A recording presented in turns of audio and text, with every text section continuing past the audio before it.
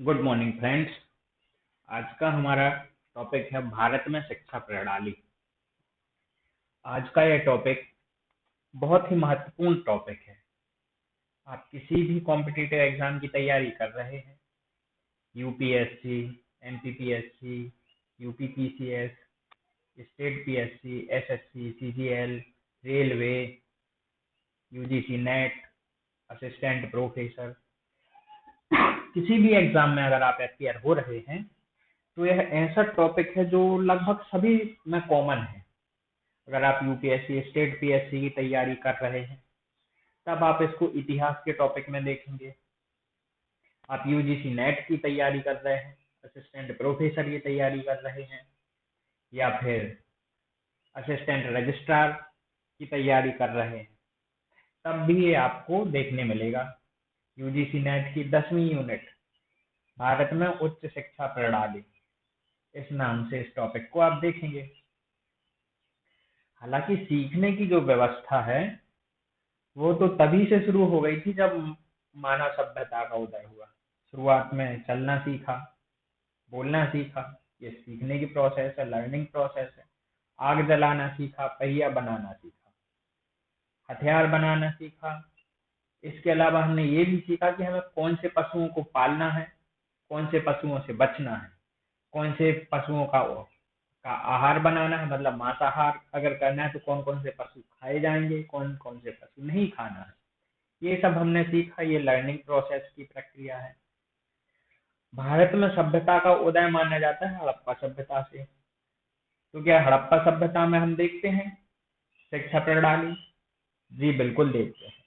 हम वहाँ की मोहरें देखते हैं। मोहरों में अलग, हालांकि वहाँ की लिपि नहीं पढ़ी गई, लेकिन वो लोग सभ्य थे, उन्होंने लिखना सीखा। अपनी लिपि के आधार पर वो अपनी बातों को मुद्राओं पर अंकित करते थे। उसके बाद हम आगे देखते हैं वैदिक पीरियड में।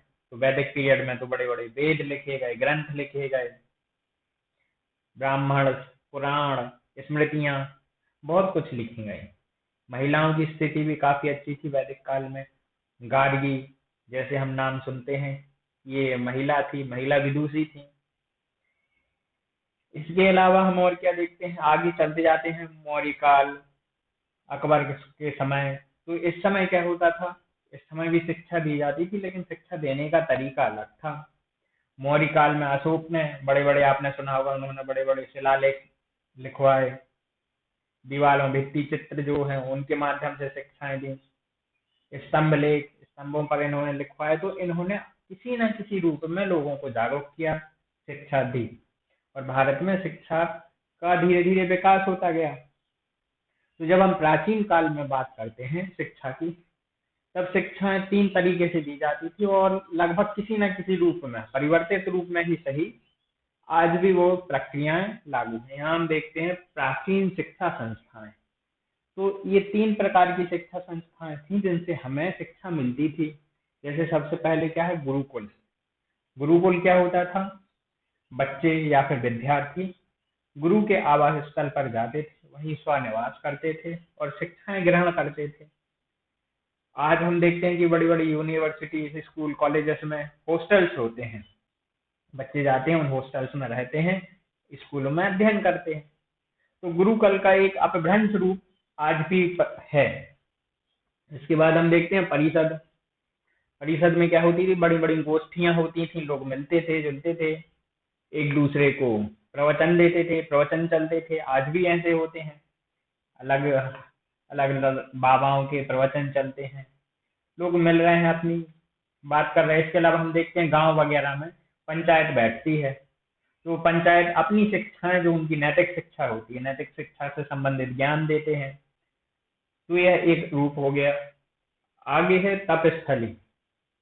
तपस्थली में क्या होता था, एक तप का स्थल होता था जहाँ पूजा होती थी, यज्ञ होता था, पुरोहित होते थे। तो जो मुख्य पुरोहित होता था वो वेदों का, ऋचाओं का अनुवाद करवाता था अपने कनिष्ठ पुरोहितों से, और उनके लिए शिक्षा दी जाती थी यज्ञ के माध्यम, यज्ञ करते हुए, तप करते हुए।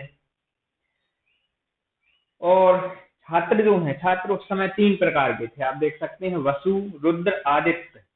वसु ऐसे विद्यार्थी कहलाते थे जो अपनी 24 वर्ष की उम्र तक अध्ययन करते थे, वो कहलाते थे वसु वासु। उसके बाद रुद्र, ऐसे विद्यार्थी जो 36 वर्ष की उम्र तक शिक्षा ग्रहण करते थे, वो थे रुद्र। आदित्य, आदित्य ये थे 48 वर्ष की उम्र तक अध्ययन करने वाले विद्यार्थी हैं, वो थे आदित्य।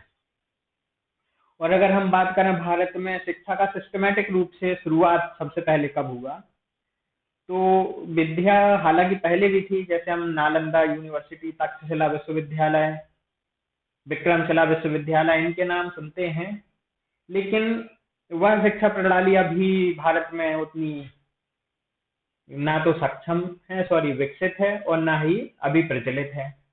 भारत में शिक्षा प्रणाली जो है शुरुआत, आधुनिक शिक्षा प्रणाली की शुरुआत ब्रिटिश काल से होती है।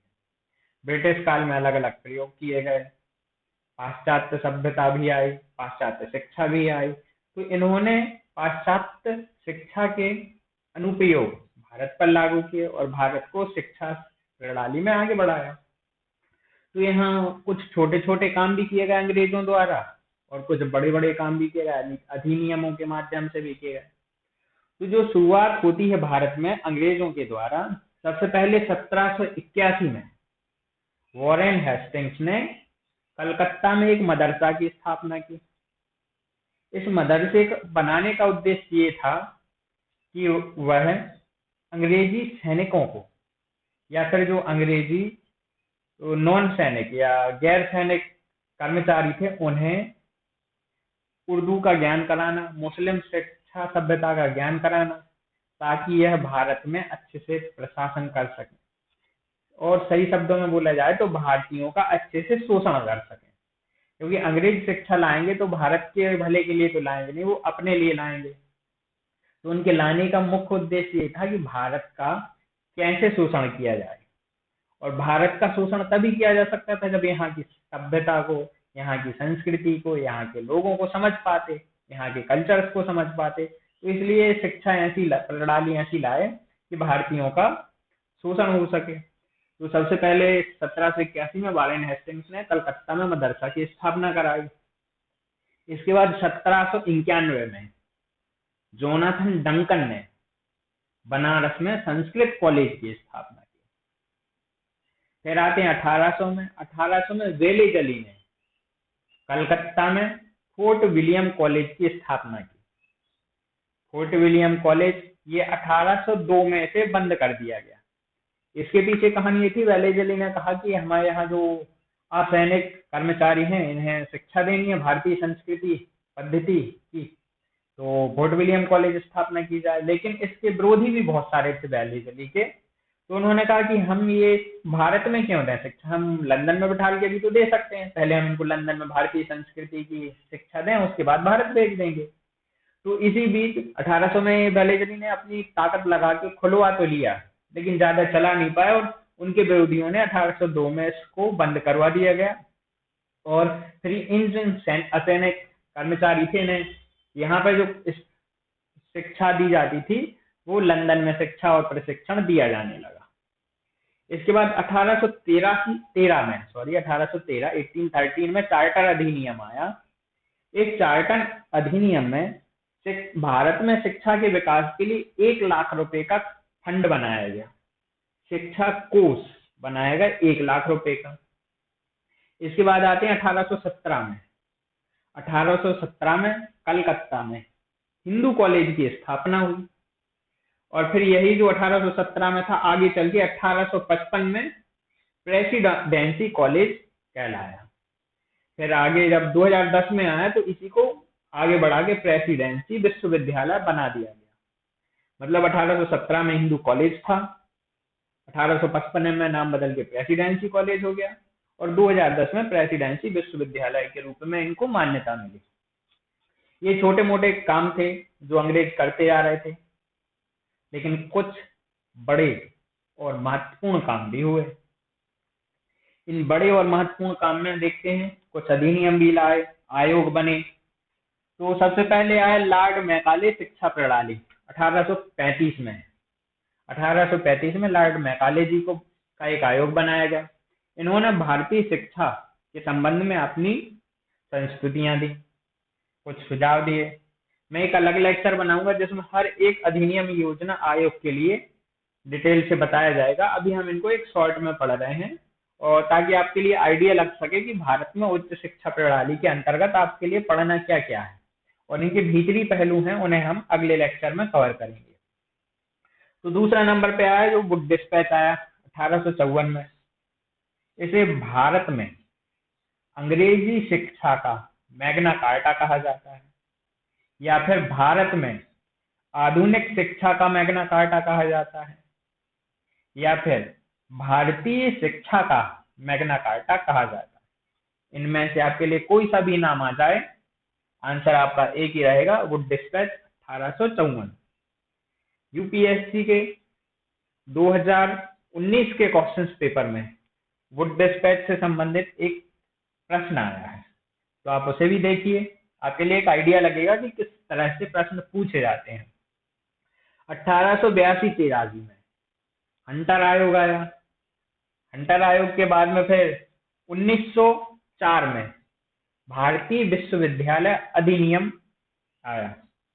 तो क्या था कि लॉर्ड कर्जन ने 1902 में भारतीय विश्वविद्यालय से संबंधित सुझाव, सहायता, उन्नयन के लिए, विकास के लिए 1902 में एक आयोग बनाया था।